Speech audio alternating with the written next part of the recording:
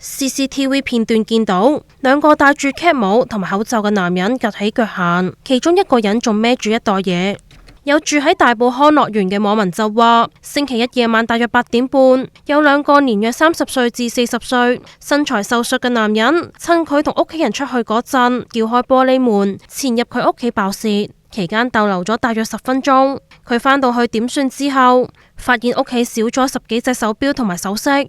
當中包括爸爸送俾佢人生第一隻手錶，仲話意義大過一切金錢。目前已經報警處理。片主亦懸紅追緝，話如果有人喺網上面發現來歷不明嘅手錶，或者可以提供任何線索，佢願意以失物現值最少30%作為報酬，並捐出20%作慈善用途。警方就話接獲一名38歲姓廖嘅男子報案，話屋企入面有被搜掠嘅痕跡，案件列作爆竊，正係追緝2名賊人。